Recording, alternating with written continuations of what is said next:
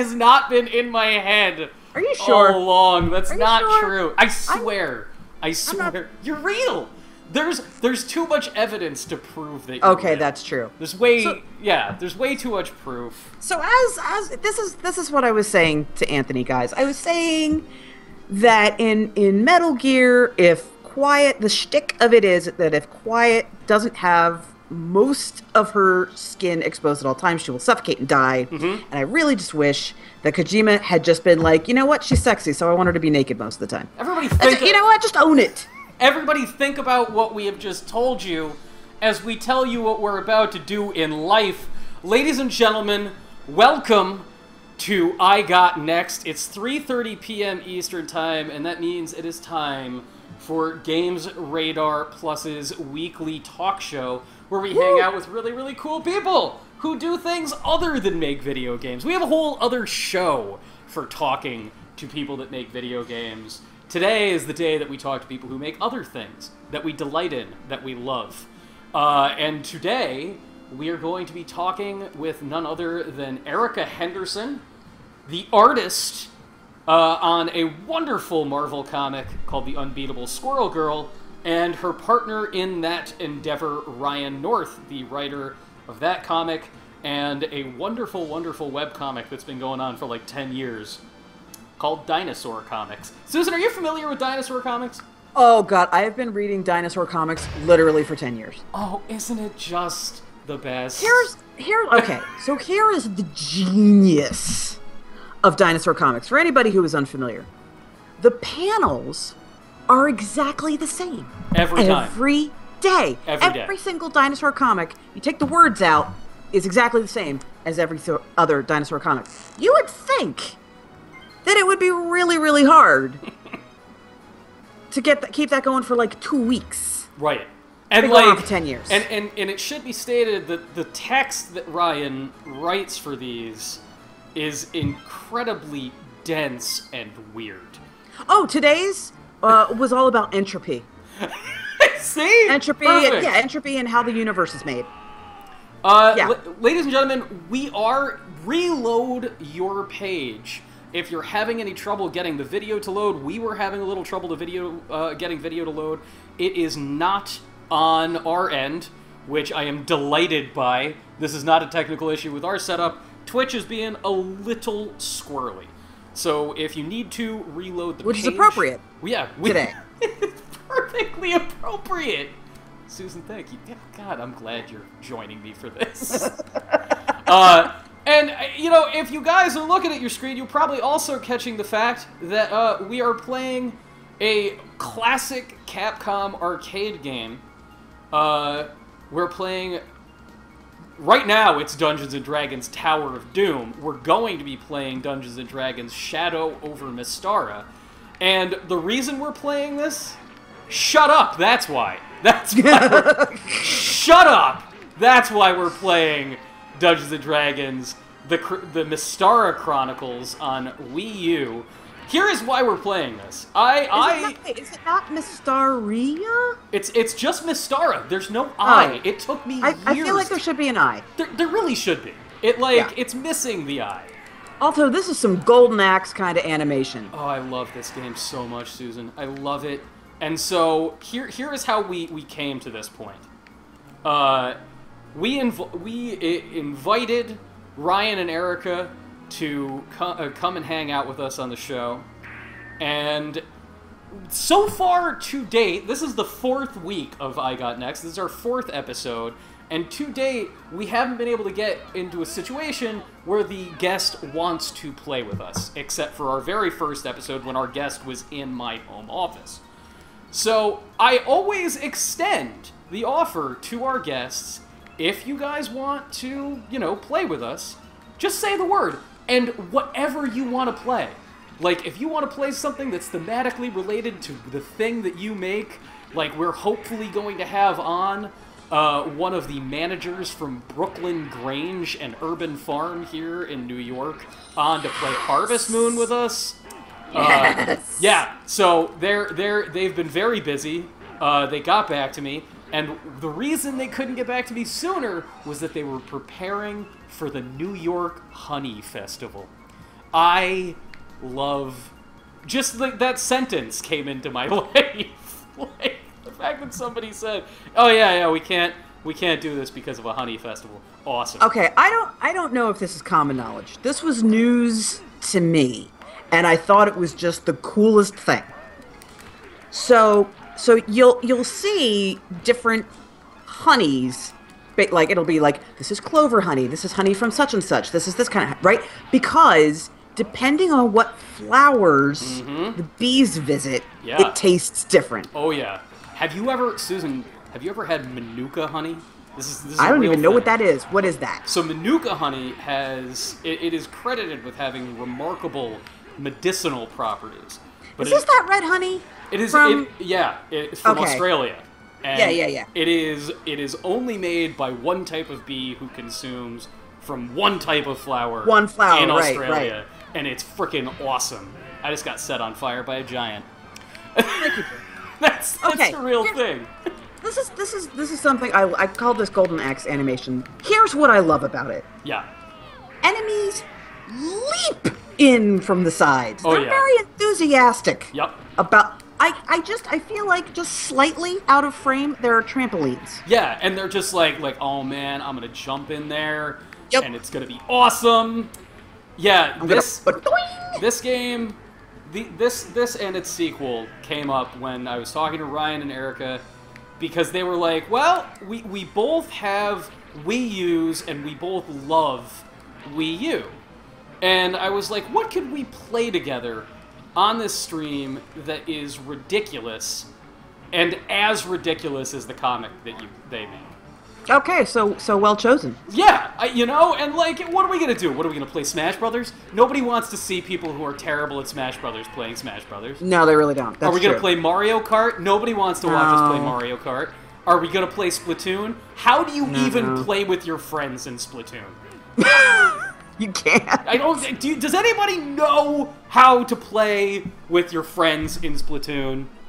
X-Man131, hello to you. Hello to everybody who's hanging out with us. We have a whole selection of regulars. We've got Hoplon42 and Yodel and wonderful people hanging out with us. But we've also got Sea Dog Driftwood and Atros81 and all these people hanging. And thank you guys for coming out. This is awesome that you're here. Ryan North, Erica Henderson, the writer and artist behind the Unbeatable Squirrel Girl, will be on in just 20 more minutes. They're going to be joining us via Skype, and we're going to be playing some Dungeons & Dragons together. Susan, you brought up a very pertinent, topical point at the top of our show.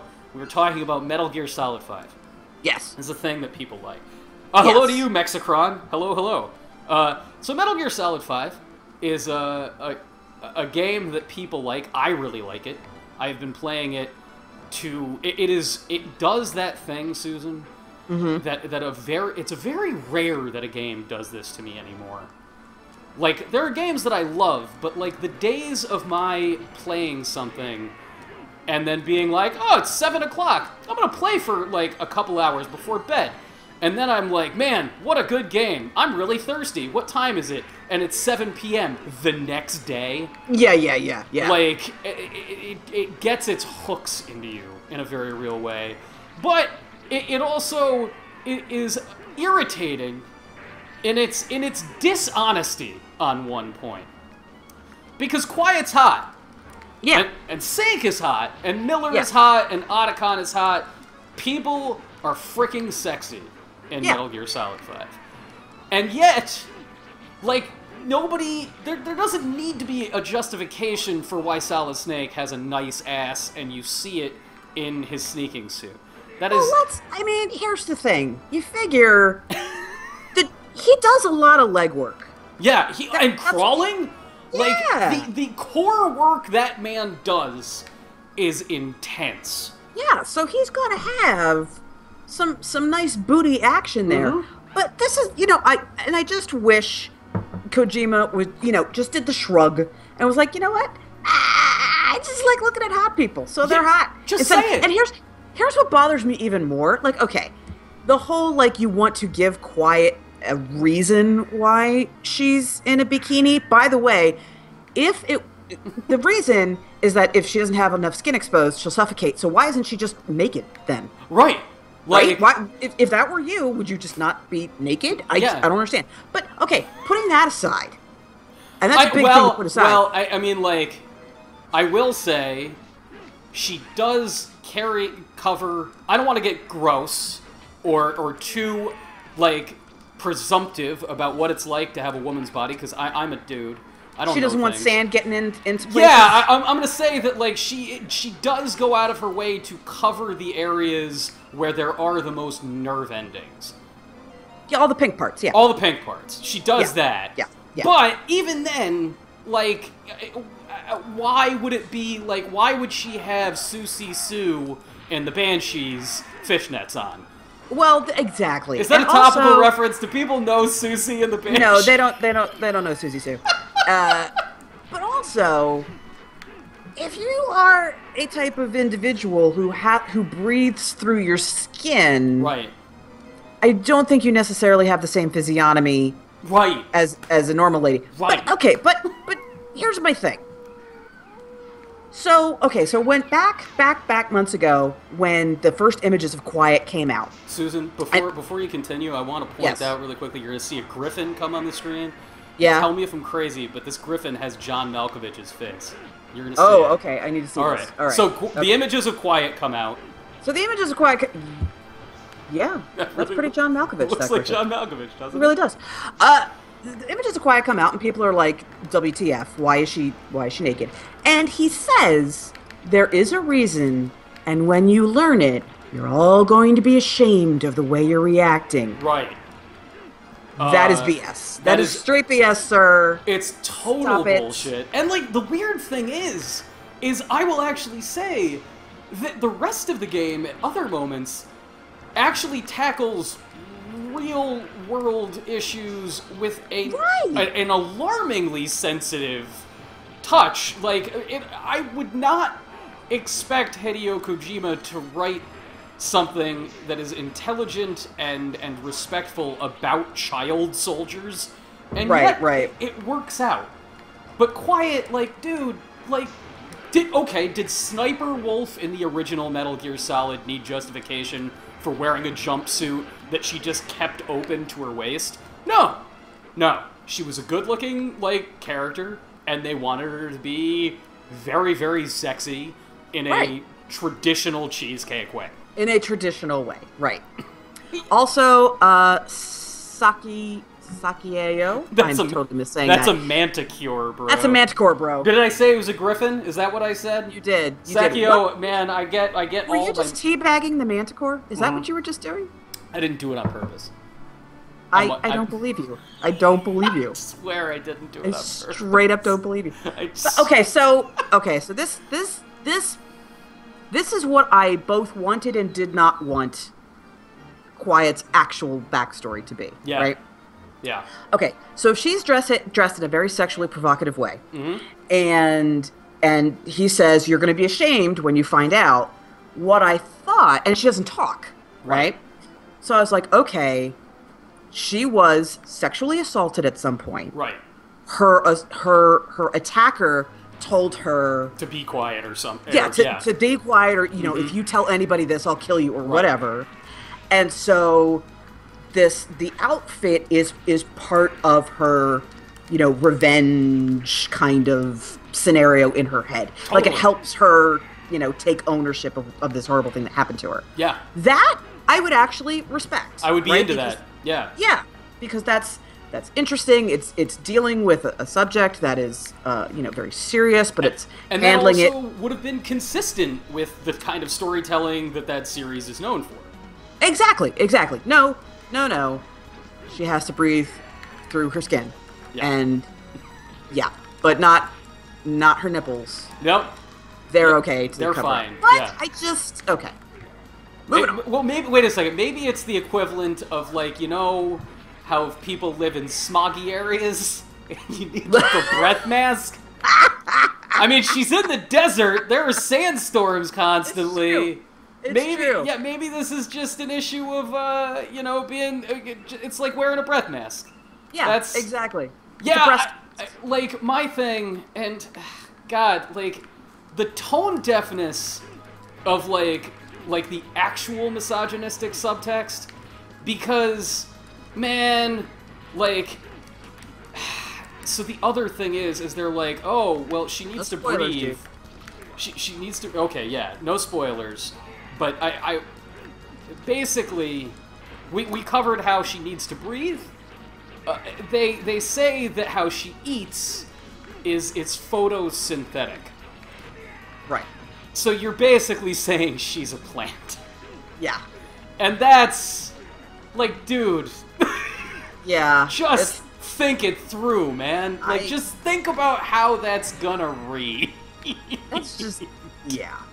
I love these little Neptunian, like, this one blue guy who's, like, doing back handsprings. And dancing when he hits me in the face. I don't know why he just like, woohoo! He doesn't need to dance. Here's the thing. I don't feel like he's a very efficient fighter. No, he's definitely not. You know, he's there to party. And if he wins the fight... God, Susan, they're called troglodytes. That's amazing. Is that true? Yes, look at the screen when I hit one of them. They're called troglodytes. Okay. This game is so great. This game is going to be even better, everybody, when Ryan North and Erica Henderson, the creative team behind the Unbeatable Squirrel Girl, join us in just a couple of more minutes.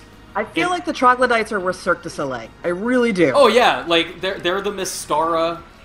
They're the because Mystara is a country apparently. Yeah. I learned this. I don't know anything about D&D really. This is the only thing that I truly love that's Dungeons and Dragons related. I've only ever played one campaign in my life, and I enjoyed myself, but like... See, it's all about the DM, man. Yeah. You have to have a good DM. Yeah. Guy I used to work with by the name of Greg Tito, who now works at Wizards of the Coast, fantastic DM. Like, there were rules, right? Yes. But he also would adapt to make it aggressively fun. Awesome. Depending on the group and how the group wanted to play things. And, you know, he would have big campaigns already, but we would go through the wrong door and he'd be like, okay, I'm just making this up as I go now because you went through the wrong door. Yeah.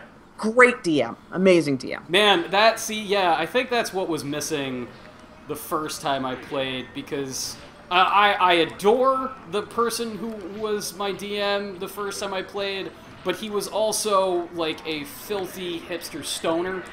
Oh. And like, we would just get stuck places for like an hour because he didn't want to stop playing a character. And it's like, dude, like, move on. I'm disinterested here. Yeah. But I'll definitely give it another shot at some point. Then you get the DMs who they use the game to work out their sexual fantasies. Oh, yeah, come on, guys. And it's just, like, it's so creepy. I guess if, like, you have people who are on the bus for that, then fine. Like, if that's why you have assembled the game. Sure, yeah, okay, yeah. If everybody knows, you know, what the deal is. So if you...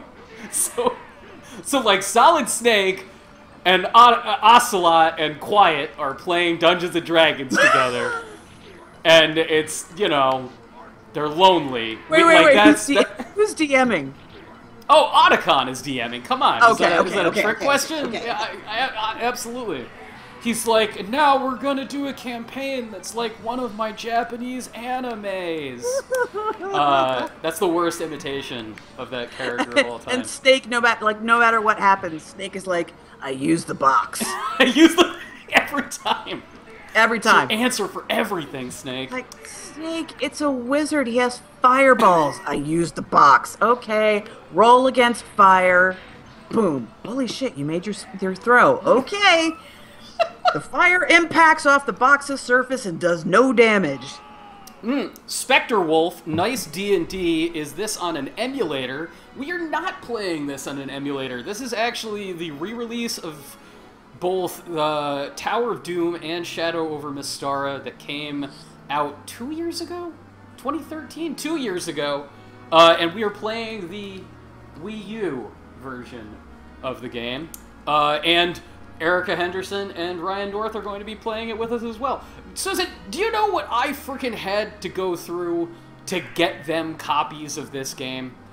Do tell. This is a digital platform. You want to know what I should be able to do in 2015? Just go into the eShop and gift it. Why can't you gift games in the eShop, Nintendo? Because Nintendo. Come on! Hey, come on. Guys, I'm begging you. And then I thought to myself, oh, well, Okay, but wait. You can... How would you do... Can you gift games on PSN or Xbox Live? You can gift games on Xbox Live and PSN now. Okay. It is not the easiest thing in the world. Don't you have to, like, basically send people funds? So, I haven't tried to do it on PSN in a while. I know that they've changed it recently. Okay. But it's actually very simple, because you can just go to PlayStation.com and buy something on their website and, like, do it that way. Oh, I see. Yeah, and which, believe it or not, you can do it for some eShop games. You can go to Nintendo.com and be like, oh, I want frickin' Earthbound. Yeah. And you could buy Earthbound on that site and get a download code for it.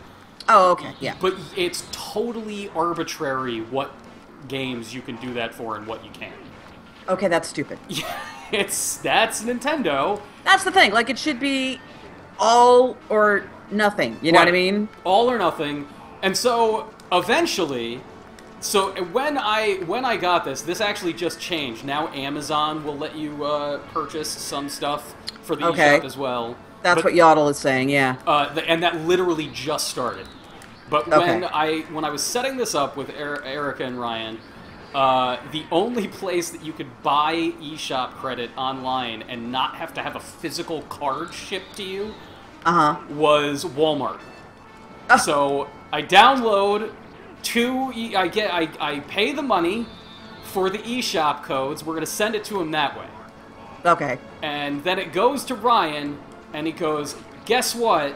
The North American codes aren't consistent, and I can't use this one in Canada. Nintendo!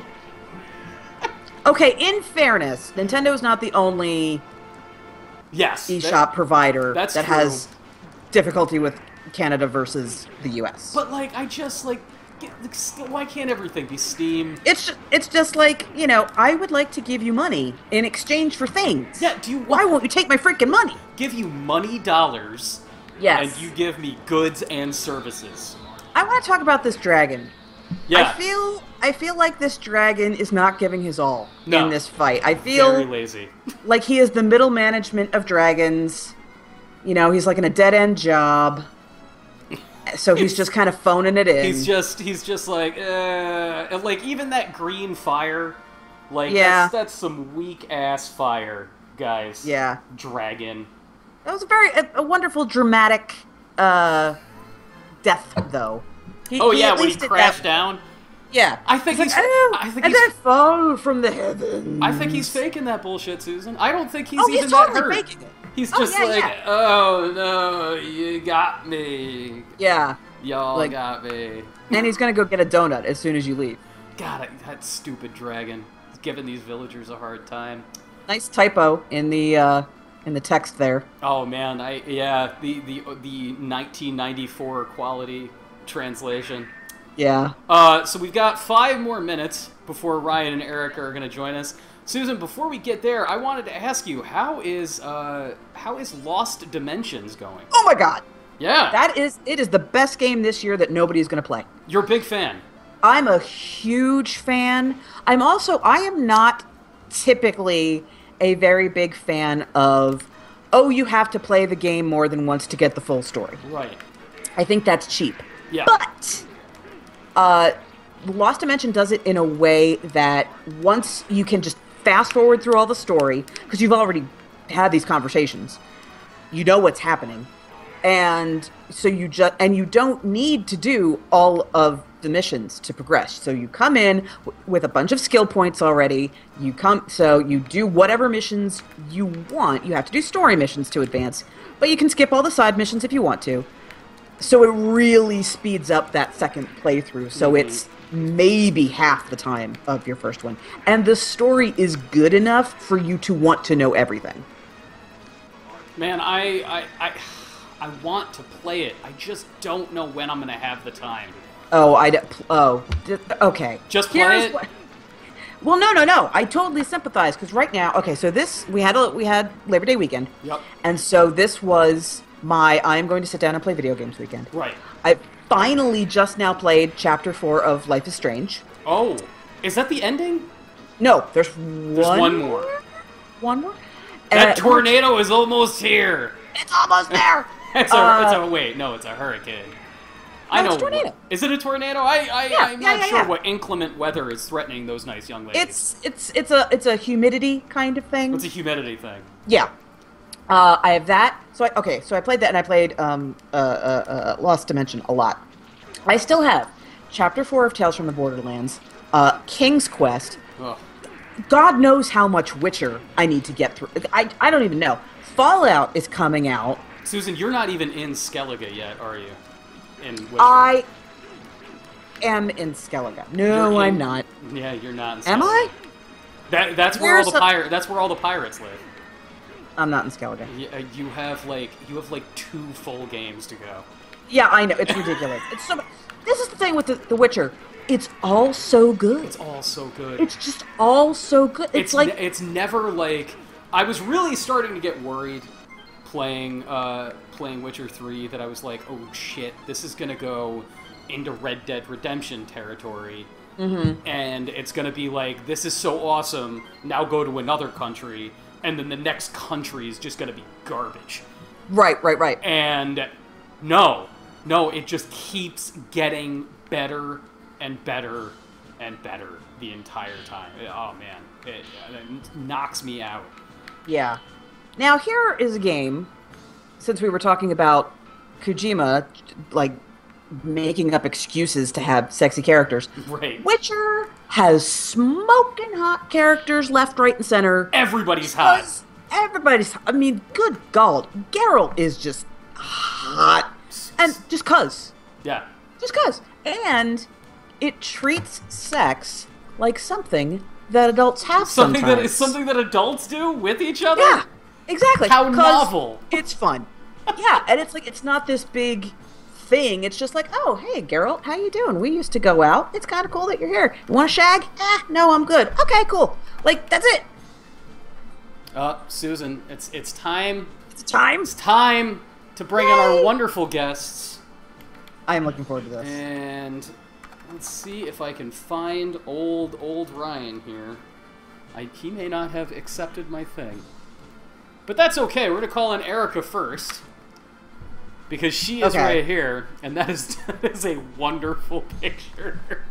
I don't know if you can see that on your Skype screen. But it is magic. Yet.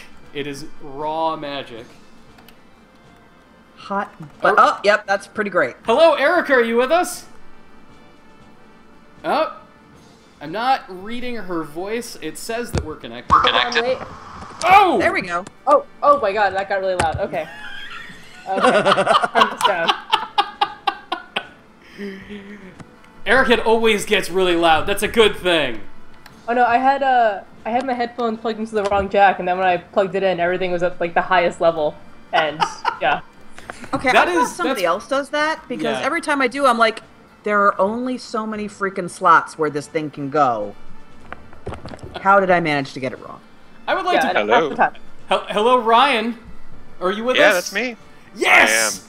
I am. Everybody is here! Sorry, I didn't accept your request earlier. I didn't see it. Skype's terrible software. Ryan, no, don't lie. You saw me and you were like, I now have questions about this entire endeavor, and I'm just gonna act like I never got it. That's what went through your head. No, that's not what went through your head. I'm just making up everything. Ladies and gentlemen, hello, welcome to I Got Next, Games Radar Plus's weekly talk show where we talk to people who make awesome things and then play video games with them. It's an incredibly simple premise. On the line with us right now is the creative team behind Marvel's ongoing comic, The Unbeatable Squirrel Girl. We have artist Erica Henderson. Hello, Erica. Hey, how's it going? And we have writer Ryan North. Hello, Ryan. Hello, hello. Do you guys have any idea how excited I am that you're here right now? You seem pretty excited. I'm pretty excited. I have to level with you. I'm pretty damn excited about it. My name is Anthony John Agnello, senior social editor here at Games Radar Plus, and we also have managing editor Susan Arndt. Hello, Susan. Hello. I have a long history with squirrels, so I'm very excited about this. Very excited about this whole thing. Now, before anything else, guys, I have set up a match for us in the Dungeons & Dragons game that we all downloaded onto our Wii U's after a prolonged, probably more complicated than it needed to be process. And all you do... now, folks watching the stream can probably see this right now. I am going to create a private game. So if you go into Shatter over Mystara in the menu, when you press start, it'll say Tower of Doom, but if you press the minus button, it goes over to Shatter over Mystara. And then go to Nintendo Network, you'll see Join Match. This is a real thing that's happening. Okay, stand up, turn around 3 times, sit down, sacrifice chicken. Right, you're gonna have to summon somebody, summon a demon from the ether. I'm gonna create a private match for 3 players, and I think if you just search for a match in Shadow over Mystara, you'll be able to find it. Since we're Wii U buddies. Create game. I've done it. And now there are 2 slots, and you guys should be able to find... It should bring you guys in. So... Okay, so... Alright. Well, I was in Shadow over Mystara, and I pressed select, and I went over to Tower of Doom, so now I'm going back into Shadow over Mystara. Lance, so... Guys, just before you got on the call, we were having a long conversation about how Nintendo just makes this so easy. We've got Ryan. Ryan is in. That is awesome. I see. Okay, join match. There it is. Are you seeing the bells? Mm-hmm. That is me. Okay, I saw that one. I'm like, oh, that's not him. I kept ignoring it. Oh, seeing the bells and my... Okay, that screen name, you'd think that... I'm a 33-year-old man. You'd think that I would have moved on from the screen name / handle that I created when I was 17 for an AOL screen name. For the... So what's the deep significance of C and the bells when you were 17? Are you ready for how embarrassing this is? It's I expect it to be entirely embarrassing. I can't wait. Super embarrassing. It's a double reference to... First, it's the name of an album by a chamber music band called the Rachels. And it's also a line from a Pablo Neruda poem. Yeah. Pretty good. Yeah. Did that name be what you wanted it to? It's, I just can't bring myself to get rid of it. It's so convenient. I never have to be seeing the bells too when I sign up for something. It's always just right open. I thought mine... Sorry, go on. I thought mine was pretty cringeworthy, but no, you beat me there, bro. I take the cake, Susan. You do. You do. Well done. Thank you. I'm pretty pleased about it. Erica, have you found us? Well, I'm in the Nintendo Network, and you go to join match, right? Yes, I think so. Ryan, what did you do to find me? What I did, I'm going to quit so I can do it again.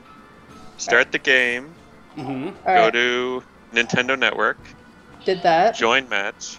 Yep. Then it's like any chapter, game progress, blah, blah, blah. Hit X for search. Oh, okay, there it is. Yep. Nice. I was really afraid it could take me into some random match.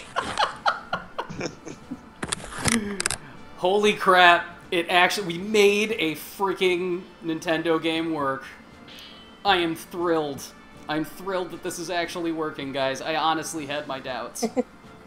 I sincerely. So I see a toggle ready. Yeah. And it puts a red light. Does a red light mean I'm ready or I'm not ready? The red light means you're ready, which is super counterintuitive. That's what red lights, yeah. There it is. There's my red light. It's happening! We're actually playing. This is... Wow. I can't believe it. That only took us 6 minutes. I'm not gonna lie. I thought this was gonna be the rest of the stream. Just us trying to figure this out. Guys, I didn't prepare any questions. I was literally just ready for that to happen. You had all your troubleshooting ready to go. But your only question will be, so you guys like comics? You guys... So, you guys do comic book things? You guys make the Unbeatable Squirrel Girl, which, and again, Susan is used to me prefacing things that, like, compliments this way, but I genuinely mean it. I'm not kissing your ass. It is my favorite superhero comic being made right now. And... That's... Yes, Ryan? I was gonna say that's very kind, but I was also trying to read the text of the story to make sure. You know what? I really don't on. think that's gonna matter that much. Erica, come on! This is going to be a the rich rest of our narrative dudes- experience. We had 6 dudes, and now we only have 3 dudes. The rest of our team was like, They're you guys got this. they're going to It's Red a bye Lobster. week Yeah, for them. it's garbage Red time. Lobster. Okay, I know nothing of this game, but it looks like the Simpsons game because we're fighting people. Yes, that is. I have an attack with my dwarf knife on a stick, axe, I guess it is, and I can jump. Is there anything else? Oh wait, Yes. There's magic. You.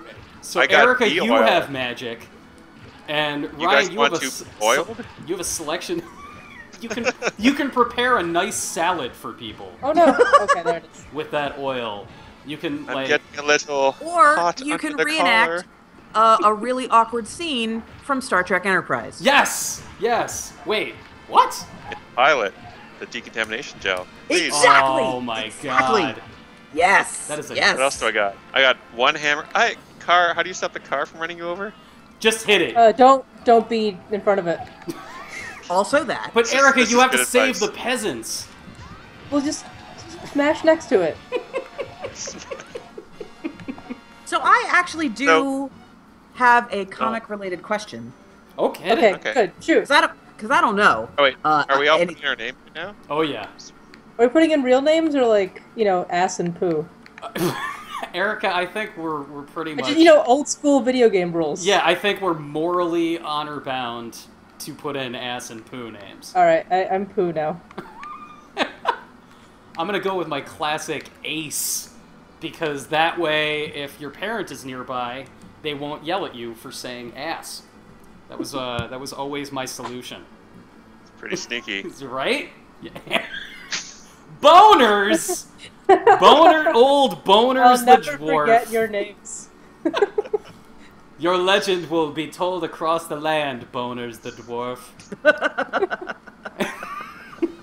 Also, I'm the same height as you guys, so Yeah, I think you're just stocky.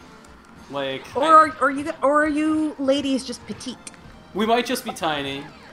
Erica is an elf, actually, and aren't they tall and lithe?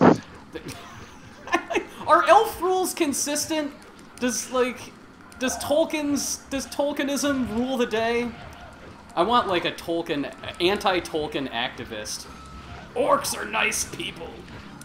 So was this game based on an arcade game? So this was the Susan, help me out. Who are the people that make Dungeons and Dragons? TSR? Is that right? Well, TSR. they used to be TSR, They used to be TSR. and now this it's point, it Wizards of probably the was. Coast. Yeah. So this was like 1994, and TSR was like, we want one of them fancy games. Whoa, whoa! Oh, that was my How bad. did fire stay inside a pot? Man, that's a fire chest. You don't have those in Canada, Ryan? Come on. Yeah, wait. the Capcom made this for them. So they went to the people that make Mega Man for a Dungeons and Dragons property, and I'm pretty sure they said in response, we don't really do that story thing. And they were like, yeah, sure, we want to just cartoon owl bears. Well, I like that we get to choose our names because I feel like Boners the dwarf really has a good character going. Yeah, he's got. He has a rich and rewarding backstory. That is a family name, Boners. I mean. Well, it's with a Z that makes it more polite. My theory is he chose the name Boner. Uh-oh. Uh-oh. Yeah, it's Something's it's happening. Boss Town. Oh, wait. How Susan dare had a you, question, Ryan. I think. Yes. Yeah, sorry, I got distracted by skeleton dogs. Where's the dodge Well, button? I need to dodge this. Skeleton Dodge. dogs are, distracting. Well, I wanted to know how artists and how artists and writers get paired up, and then how you get paired up with a specific comic. Yeah. I mean, obviously, if it's one you create out of whole cloth, then it's pretty obvious. But how, when it's something established, how does that happen? In this case, they kind of came to us. Yeah. Ryan and I didn't actually meet until... I mean, we still haven't met in person, but we didn't actually talk to each other in email until after it was greenlit. So, like, how does that process come about? Had you, like, Ryan? I know this is your first Marvel project, right? It's your first Marvel comic. My first well, no, actually, I did a book. I did a Young Avengers story for. What was the name of the event? With the eyeball that exploded? Original Sins. Original Sin. Original Sins. Yeah, I think... Because, like, those big anthology books, they're oftentimes used as, like, ways to try out new people, while only just giving them, like, 3 pages so they really can't mess up your entire thing if you don't like them. Right. And we were both in Original Sins. So I did a 2-page story. I didn't write it. I ran out of dudes.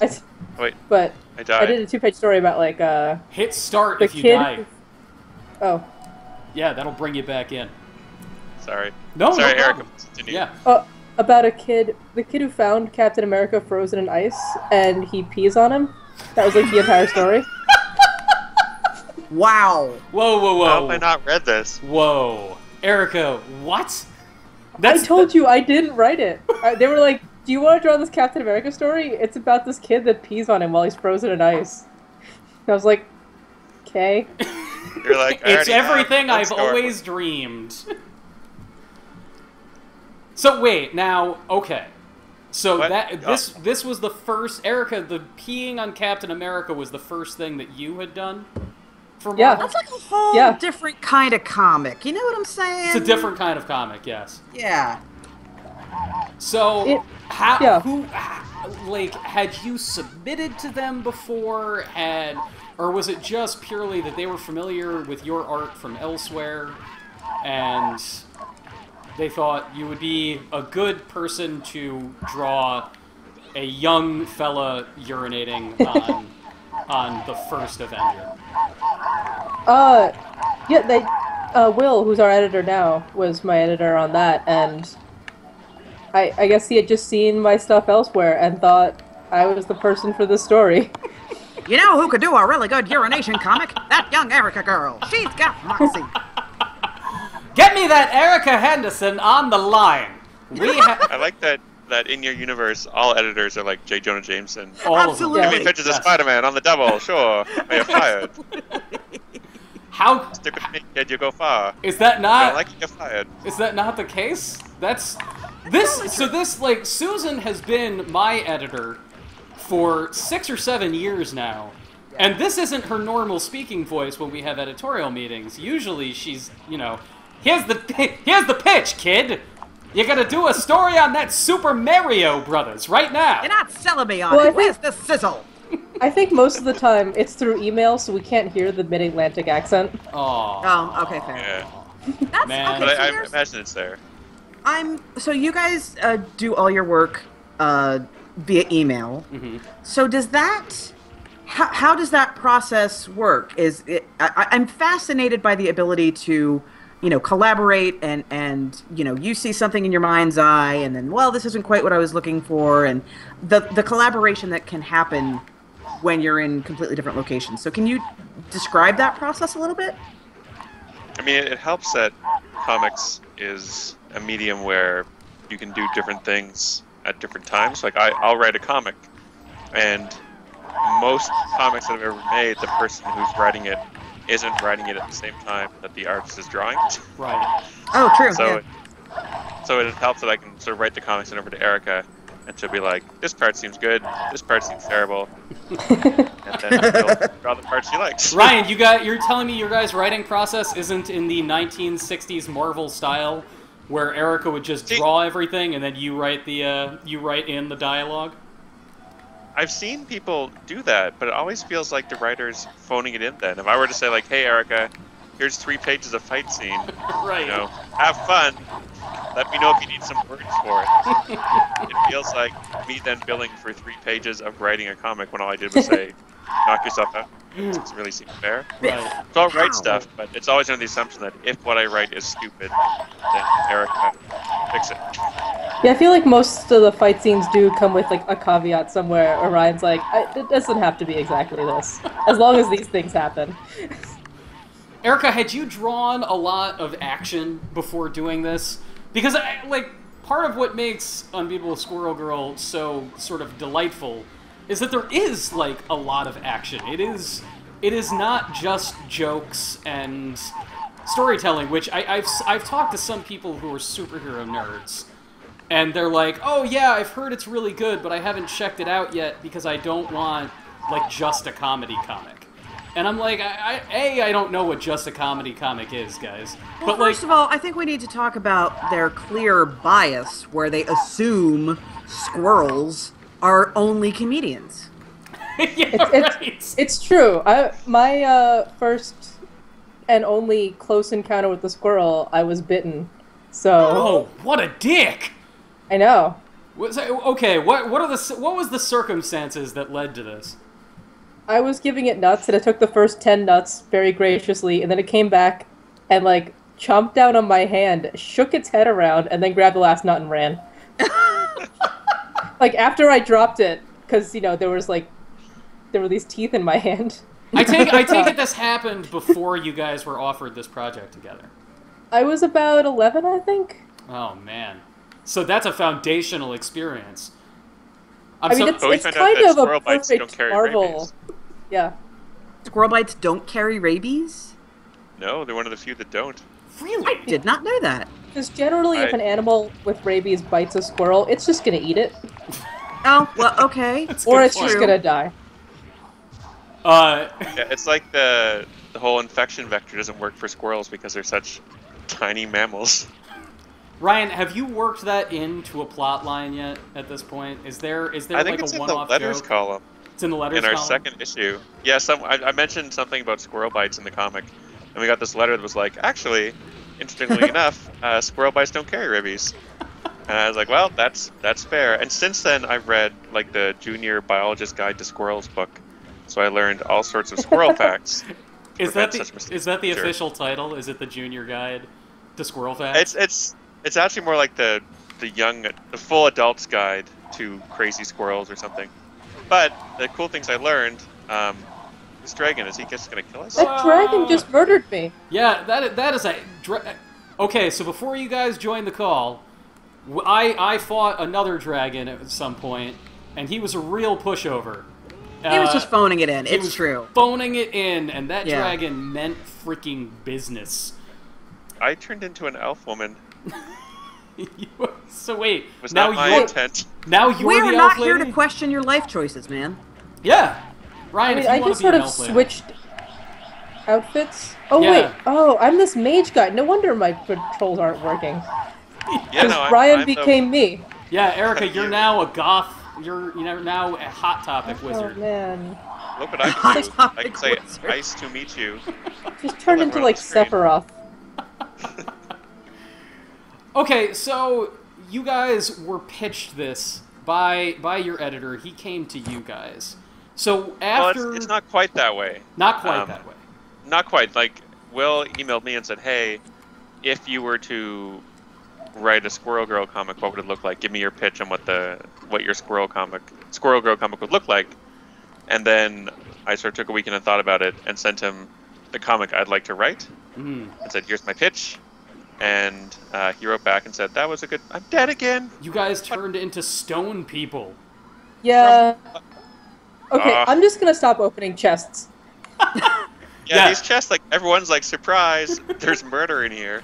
Which makes sense. I guess, because who else would leave a chest? And now there's rocks from the ceiling. This is ridiculous. But like the people who put the chest there in the first place, how do they want to get back to their treasure? Like, if there's death, there's no treasure in it. It's just fire. It's just like a murder machine. It's just I think there's psychopaths, there's some sociopaths. treasure Like, as well. Stranger. Was there treasure? I got no treasure. I used to be Ice Lady and not Green Slug Lady. Yeah, there were a few quarters, and that was like kind of it. I'm just hoping there's a box of squirrels somewhere, Yeah. because I just want to see you open the lid and just a tornado of squirrels emerges. Oh, it reminds me that the fun squirrel fact I wanted to say that I read in my junior biologist squirrel book was that there's enough squirrels on every continent except Antarctica and across the world geographically that just like the British Empire, the sun never sets on squirrels. They're always watching. This is a really amazing fact. Yeah, I'm definitely going to work that in somewhere. That is amazing. Also, I think it's clear we need to get some squirrels to Antarctica. Yes. We'll get them little parkas. But then the sun would only set on squirrels for like part of the year? Like 6 months? Well, is that it? It would just increase their range. Yeah. I also really want to go into Antarctica, but that's neither here nor there. So tell me about how you crafted your pitch. And somebody said you're going to do a Squirrel Girl comic. And like again, I can imagine pitching based on dinosaur comics. I can imagine you tackling that character. It's a very, very silly character. But how did your pitch sort of come together? Well, I feel like, I mean, she's I guess she's silly, but I feel like you need to do it seriously. You can't just be like, look at this funny character doing ridiculous things, because it gets to be like you're clowning for the audience, and that gets kind of stale. But what I said was I want to do a comic where you treat Squirrel Girl seriously, like she's a legitimate human being with legitimate interests and powers, and she's going to take down Galactus in the first issue, because of course that's what she would do in the first arc. And I want it to be kind of all ages, in the sense that anyone can read it, and drawing a distinguishing line between all ages and for children, where for children kind of talks down and adults can really enjoy it, while all ages is like, I can read this, my cousin can read this, my parents can read this. Right. Which is basically, you just write a regular comic, except you make sure nobody has sex with each other and everyone keeps their clothes on and nobody swears, and you've got an all-ages comic. It seems like such... I was thinking about this earlier today, because I while I was out walking around my neighborhood, I saw an ad for like the end of summer outdoor film series. And it was all like, one of them was Finding Nemo, and then The Incredibles, and then the third one was Ghostbusters. And I was like, clearly, like, this is like an all-ages sort of event.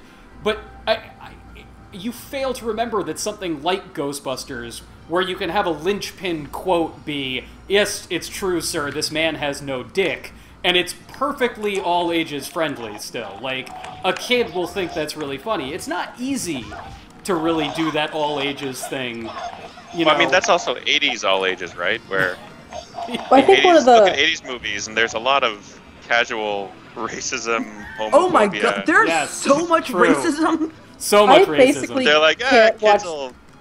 like, John Hughes movies. I just can't do it anymore. It's really uncomfortable at this point. So much racism, so much sexism. It's like, oh god, I grew up on this. Man, I have not watched a John Hughes movie in about 7 years. I bet... Don't. Yeah, that probably won't Just end well for me. let it be pure in your mind. Done. I think you're pretty okay with The Breakfast Club. Yeah?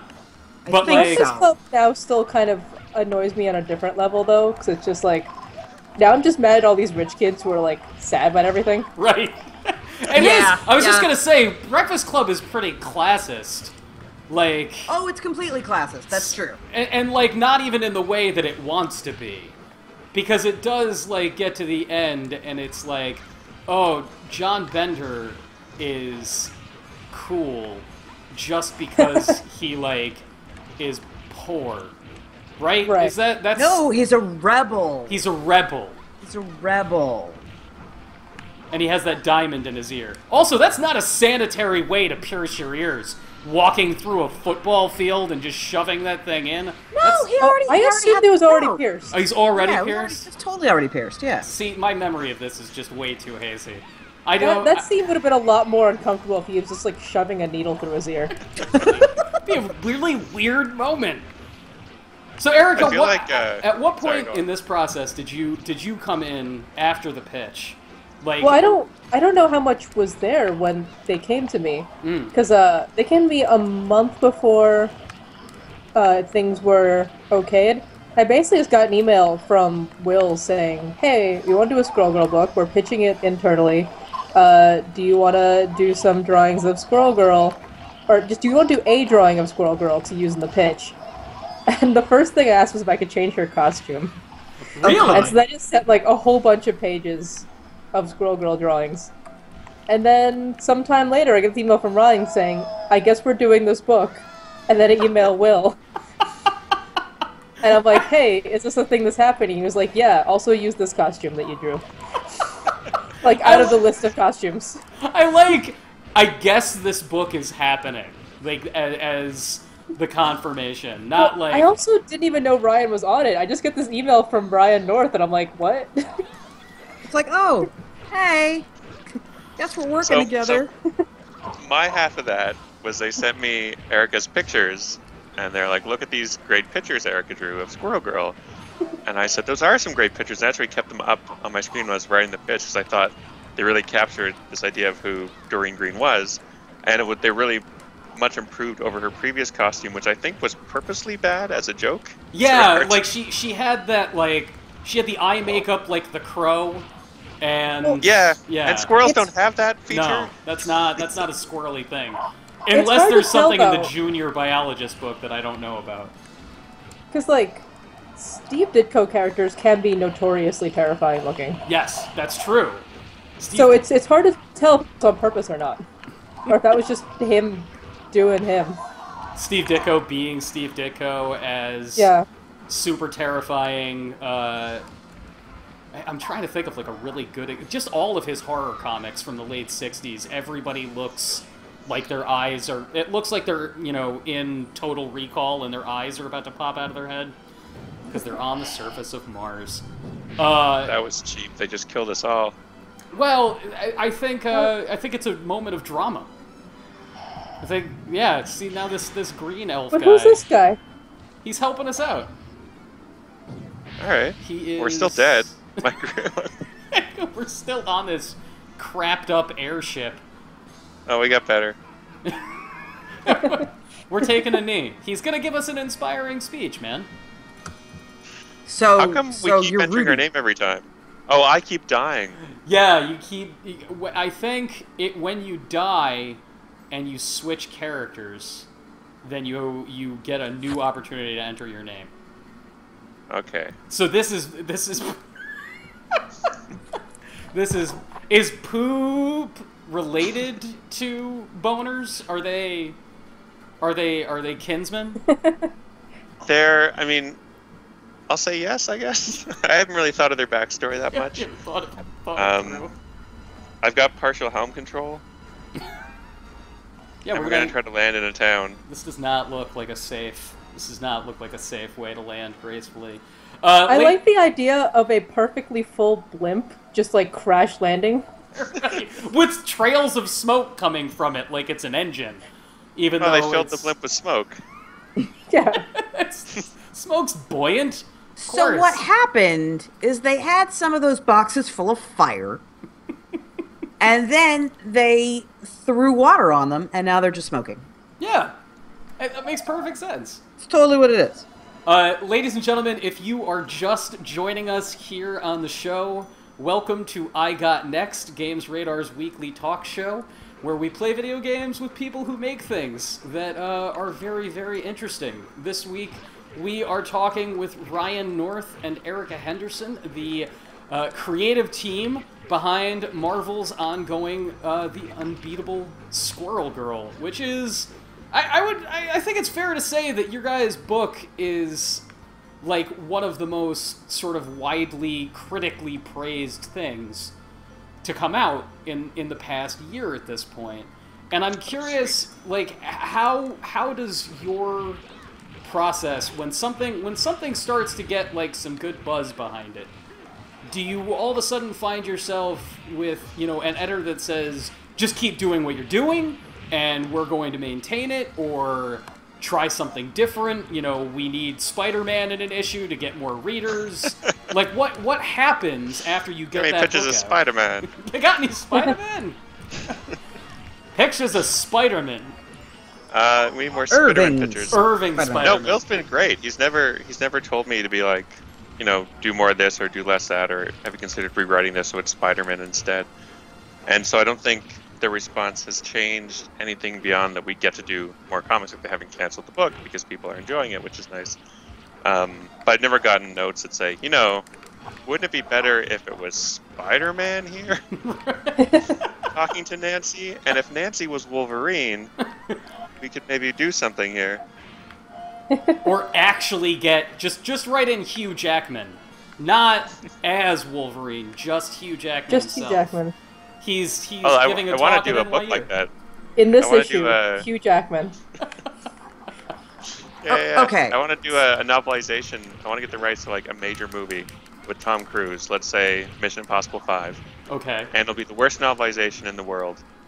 And I will refer to Tom Cruise's character, Ethan Hunt, as Tom Cruise throughout the novelization. I would read that. Like, I would write it. I just need to get the rights, and Yeah. no one wants to sell them to me Oh, because God. terrible novelization is not a good pitch. I got to work on my pitch for it. yeah, like I want. And also, it would be written like I'm just watching the movie and telling you what's happening. yeah. I So novelize, then, like, So like an watching- Arnold Schwarzenegger commentary track. Yeah, except less focused on how beautiful every woman was, how much I want to have sex with her. is that a thing that Arnold Schwarzenegger does in commentary tracks? His Conan track. He'll is literally legend. just be like, "Oh, this is where I jump out of the helicopter," and then he's just like, And then he "Yeah, says she's horrifically really- like lascivious things. No, he's I just mean, like, this is where I jumped out of the helicopter. She was a very beautiful woman. Very beautiful. That just sounds wistful. Like Yeah, he's missing his lost He's youth. pining for days gone by. "Oh, Pining for the Walter fjords. I was so much happier at that time. Now, on Terminator Genesis, I am but a shadow of my former self. I don't know why it's turning into We're Werner going back Herzog. into Werner Herzog Yeah, territory. it's slowly but Okay. surely going Werner Herzog. So, obviously, Squirrel Girl is going to end up in a movie. We know this. Yes. It's inevitable because it's just too great to not. So, who's your dream casting choice? I think Patrick Stewart, but Erica probably has a better choice. He does seem like a sprightly NYU student, Patrick Stewart. Yeah, I think he's got range. He's got it, yeah. With like the right wig. Erica, who is your ideal performer for an See, I need- adaptation of your book I specifically? need to think now because they're all the slots are filled until like 10 years from now. So who's like Right. 10 right now who would be good? Well, no. Well, Let's no, assume- you could have the Netflix TV series. I think. Yeah, let's Oh. assume that this is Oh, going to be Netflix TV happening series. in the next year or two, so you don't have to wait for a child to come of age.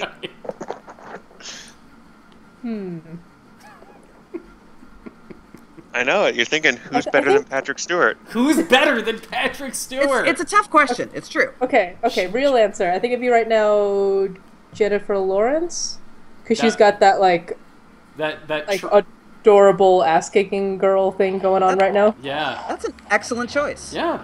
and she's got those little cheeks. I was just gonna say, She like, her does. facial That's perfect. structure is kind of perfect, which I know kind of sounds weird, but it's true. It's totally accurate. Take that. The John Malkovich Manticore is back, Susan. Oh yeah. Inevitable that the John Oh, Malkovich no. Manticore Oh would come god, back.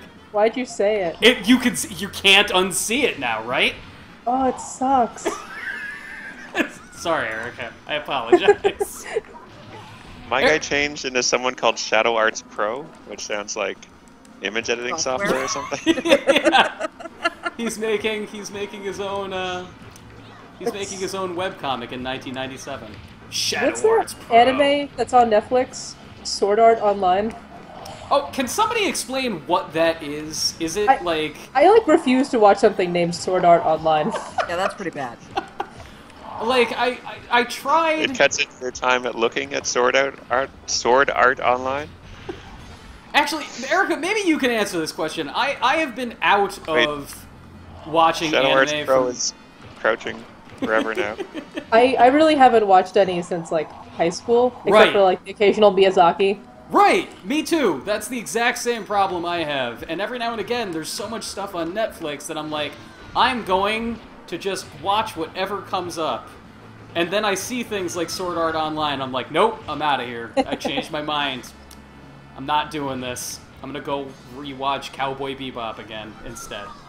That's safe. Yeah, if there's anybody in the chat with any recommendations on modern anime that won't make me feel gross. And if you guys have any questions for Ryan North and Erica Henderson, please feel free to ask them. We will see them. Like, one last, like, little weird question about, like, process for you guys. How have you managed to avoid, like, any Secret Wars impact? Like, there doesn't seem like there was... You guys just kept... You got... Butts? Question mark? Chip told me a story about this, but I don't know if it's true. I want to hear what Ryan has to say. Oh, okay. I thought it was like, your Chip story. Well, no. I know. I got a call from Will saying, "Hey, Secret Wars is happening. Yes. Do you want to participate?" And I thought about it, and I was like, "Well, if Squirrel Girl's gonna be in Secret Wars, she's gonna be winning Secret Wars." Yes. And I feel like you guys probably already have your own little Secret Wars ending planned.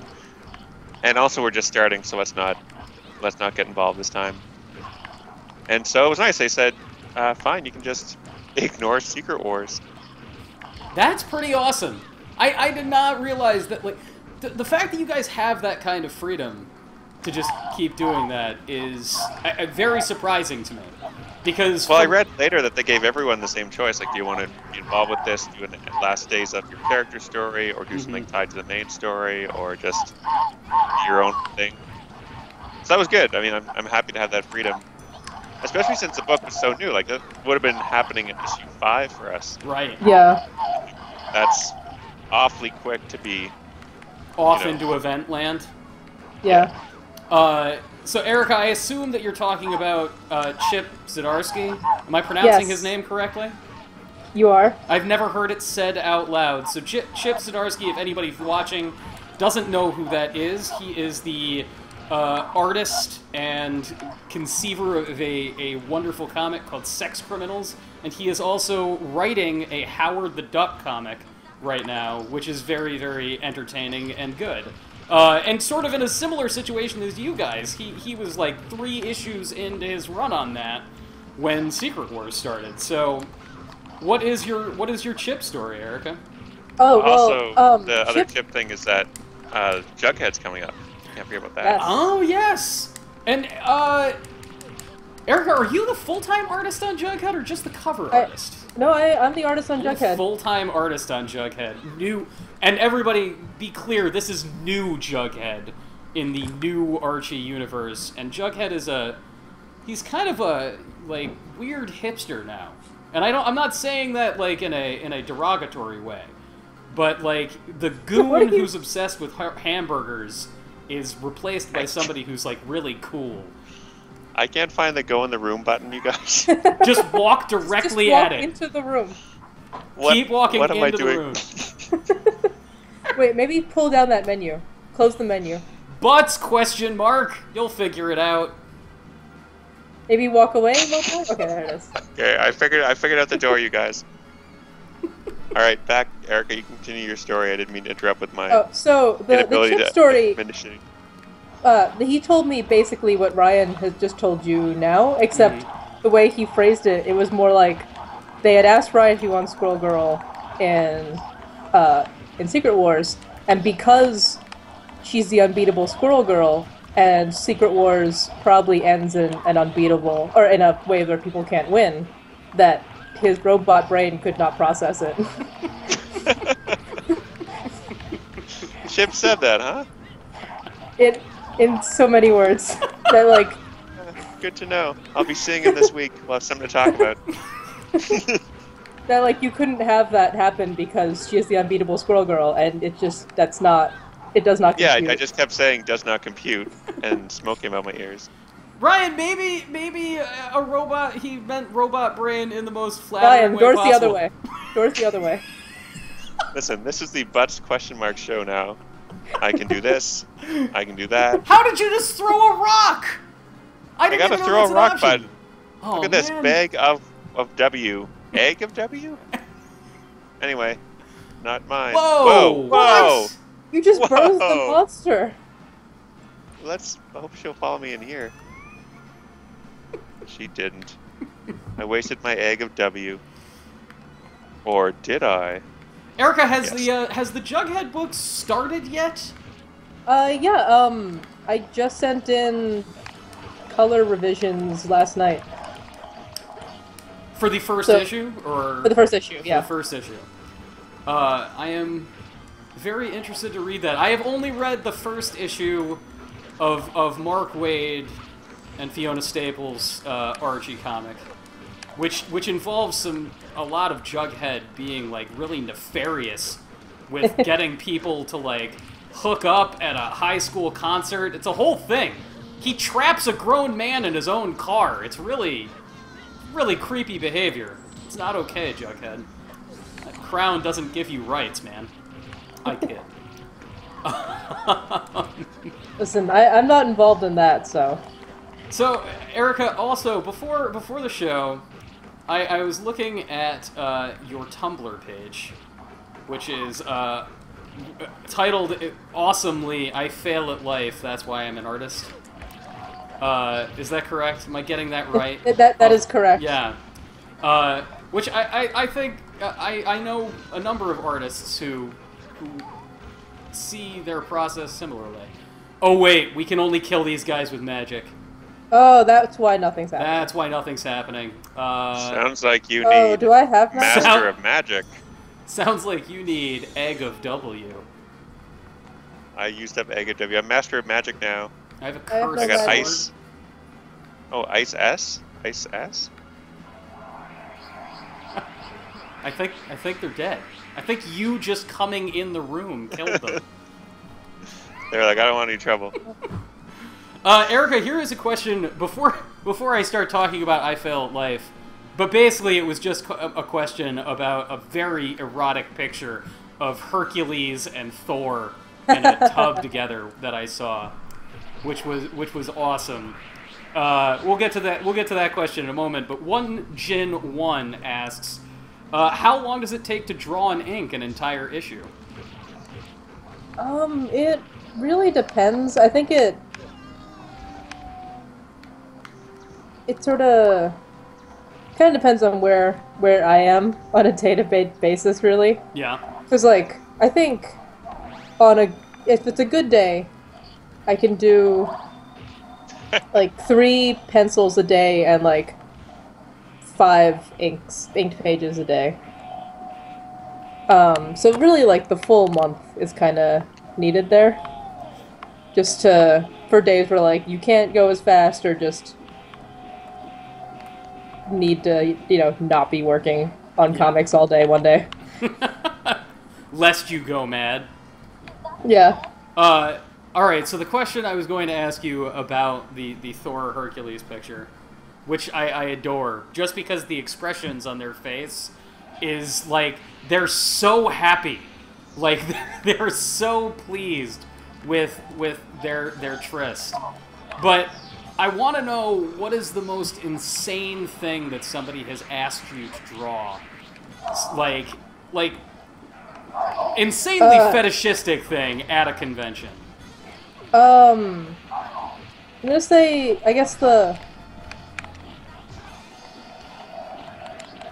was one that I got that I didn't draw, because it was like someone wanted a very, very specifically dressed, sexy Hermione Granger, but with the caveat that she was like 18. Like, oh, in this picture she's 18. but she's Huh. still in like a sexual schoolgirl outfit. That's yeah. That's pretty borderline situation right there. Well, There was a there's guy this- in Toronto. Sorry. There's just this weird thing where if you look up like any female child character online, there's automatically going to be like adult art of them as adults. Right. I don't quite understand that. Where like, so you're not attracted to this character, so you've made a different character. You've made a completely new character. No, it's I am pervy for this little girl, Right. but I don't want to be pervy for the little girl. So I would like to be pervy for her as a grown-up. Yeah. That's a weird one. That's how that rolls. That's how that rolls. I mean, they didn't even ask for, like, like, what is it, like 50-year-old Hermione Granger that you see at the end of the Harry Potter movies? I think they're. Oh, the movie. I haven't seen Spoiler it. alert. Statute of limitations on spoilers, man. It's I think been... in the books they're like 30. Yeah, they're like 30. They're 30. All right. I was fuzzy on how old everybody was supposed to be in that situation. Daniel Radcliffe just looks like he just got antiqued. Is that still a prank that people do to people? Antiquing? What? Is that not? I don't. It's when I don't know what you. that is. Okay, here is how you antique somebody. Oh, Jesus. You say, "Please join me in here," and rather than a bucket of water over the door, you have a cup of either baby powder or baking soda, Oh. which then falls on them, giving them a sort of William F. Buckley appearance. Tee-hee. Hey, I didn't make it up. Look, if you're gonna do that, go with confectioner's sugar, because then at least they it's can, delicious. like, lick their face. Right. Yeah. At least then it's really it's really tasty. Man, yeah, that's a creepy request, Erica. I'm Which- not. Which is funny because like there was like one time where I did drawings at specifically a fetish show. The people there were like much more polite about it. Oh, I can imagine that people at that show are very polite because they're there. 'Cause- They're there like honestly. Like, Right, it's like, yeah, here's yeah. what I'm here Attention for. away. So it's They're like it's not as weird because everyone knows why you're here. Yeah. There's no pretense. Yeah, What was the request at that? I forget. It's like people tied up and stuff. Oh, right. Just pedestrian, run-of-the-mill kink. Ryan, have you ever run into anybody doing Rule 34 for Dinosaur Comics? Is that a thing that's happened? I just want to say I put in my name as Mr. P, and I changed it to Shannon, Shannon? which That's... was not What? my first choice of name. What just happened? They filtered out P, I guess. I, They didn't filter out boners. I was just going to say, Mr. P is not okay, but boners is that is Was it P-E-E or P? Like the letter P? No, P-E-E. That was my mistake. I should have done like Mr. But, like, P-E-A. You had poop and boobs. I just like that like goes to Shannon. That's the equivalent. That's just really rude to the Shannons of the world. My translator's like, oh no, he means Shannon. Mr. P. Classic. Anyway, to answer your question, I haven't. The thing with dinosaurs is that the furry fandom, there's a schism within it, or at least there was, between the furries and the scalies. And there are furries who Wait, think hold on. dinosaurs- We're gonna have to back up a second. Scale. I didn't know there was a I'll get you. difference. Well, we're going there. Okay, okay. So some furries are like, yeah, anthropomorphic animals is furry. And then others are saying, wait. Anthropomorphic mammals might be furry. But anthropomorphic dinosaurs or anthropomorphic birds, those are featheries and scalies. That's a different thing. Wow. What about like Yeah. fish? Those would be scalies. Those are Or fishies, I guess. But Fishy, like I not all, like okay, Not all fish. cephalopods and stuff. Those are Yeah, clammies. but they're beakies, I guess? I No, don't those know. are mollusks. There's a lot I don't know about That's- cephalopods. That's just the But Lovecraft people. Yeah. But anyway, this is all to say that I find furry culture is more focused on the sexual aspect of their creatures, while scalies are less so, especially since we don't know what dinosaur genitals look like, because Right. soft parts don't preserve. And when you draw dinosaurs, as you usually do in furry comics with just mammalian breasts, it looks really weird and doesn't really scan as male or female. And so I think it's harder for human mammals to be sexually attracted to dinosaurs where their secondary sexual characteristics are things like coloring and, like, I don't know, size of their leg muscles. And we don't really pick up on that. Which is a long way to say I haven't seen much dinosaur porn, to answer your question. Man, well, considering how long Quantz has been running, you would think that somebody would have stepped up to that plate and written to you and said, Mr. North, boy, do I have something that you need to see. I mean, I didn't say I haven't seen any. I've seen It's just not regularly. it's Yeah, not on the Brian, reg. like, I have to do a lot of Google image searching while I work on stuff, and it's all out there. Well, Oh yeah, no. it always amazes me in our line of work how quickly things can go south like that. Last year, for a Wii U game came out called Captain Toad's Treasure Tracker. It's a great Is game. there already Captain Toad stuff? Well, okay, so Like, as soon as it But came that's out? just regular Toad stuff with a different hat. Right? yeah, it's You just know? it's just regular Toad stuff, different hats. So I searched. I wanted an image of Toad looking like very determined, like a sort of like grim Oh, look no. on his face. So you And typed in Toad hard. no, never that direct. I know what Google has in store for me, but I go in and I just put Toad angry, which you would Okay. think is No. innocuous. You would think it's fine. Toad You think angry. you'd mostly just get, like, dumb-looking frogs. Right, like that's at the very worst. Or like maybe some old images from Frog and Toad are friends. At the absolute worst. And yet, at least in December 2014, the third result on Google Images was a picture of a Toad receiving an oral gift from a Koopa Trooper. Oh, golly. Just third image, and I was like, Google, come on, man. Like, third image, nothing is angry about what's happening right now. So Toad wasn't angry? Toad looked like he was very relaxed. Like, very relaxed. Erica, how much reference material do you use? Like, do you work off of photos generally, or do you have, like, friends take pictures and then you're like, you can work off of that, or do you just sort of come up with poses and stuff like that on your own for reference? It's usually a combination of coming up with my own and finding reference online. Sometimes I'll have friends pose for me, because I wind up working with other artists in the area a lot. There are a lot of comic artists that live right around here. Like, I'm usually just working in the same room with Joe Quinones or Ming Doyle, because we all live in the nice. same area. Wow, that's really cool. That's nice that you guys can, work in a collaborative space like that.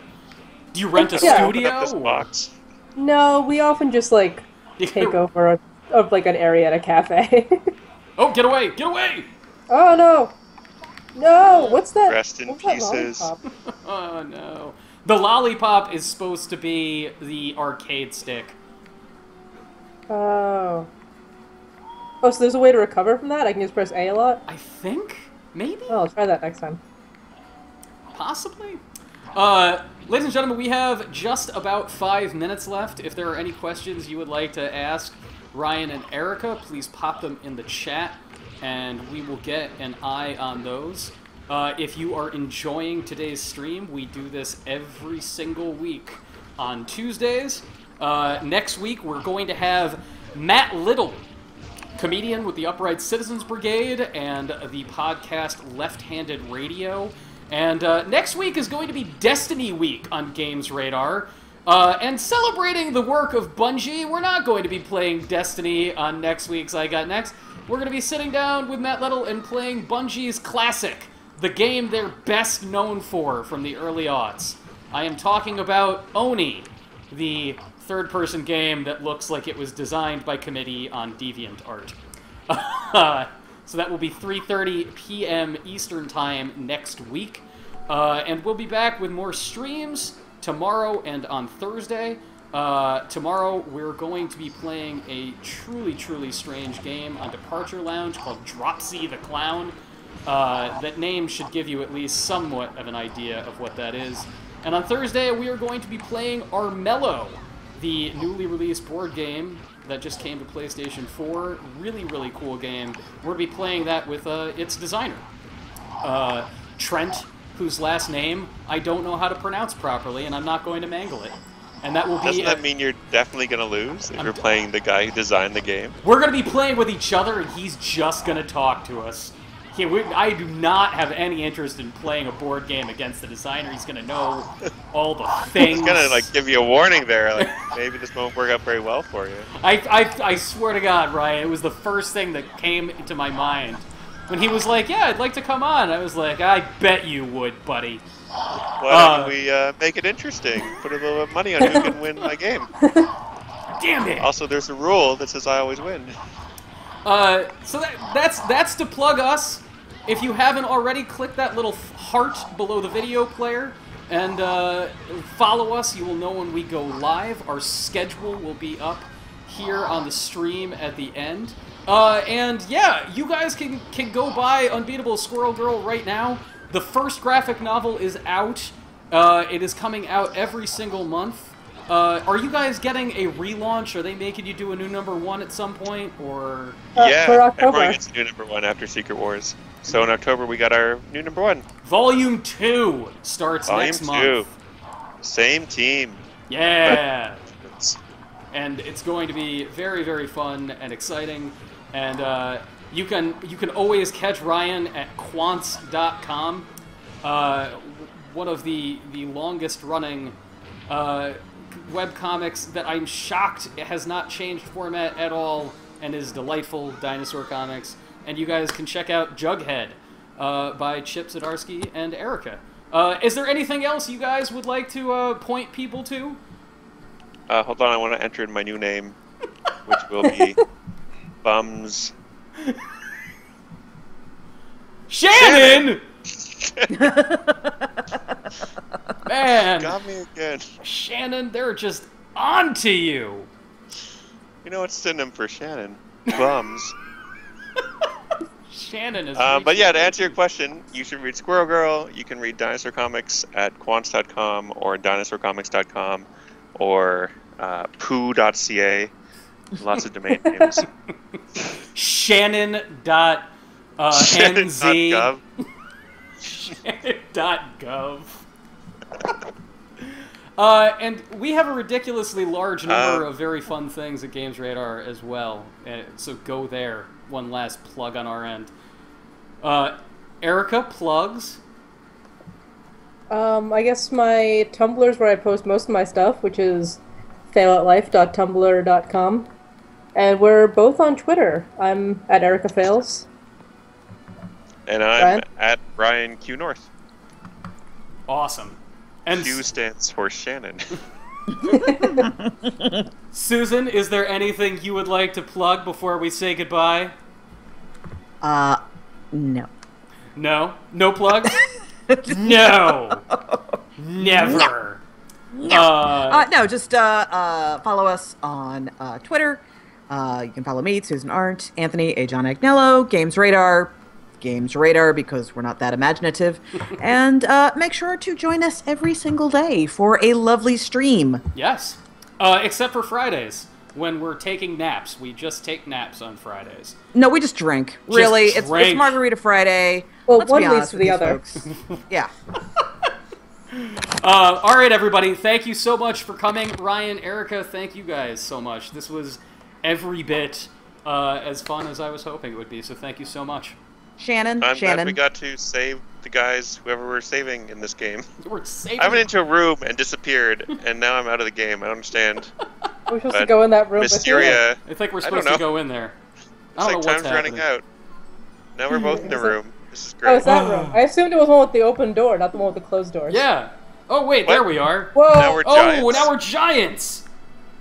This got weird. This got so This game weird. took a turn for the confusing.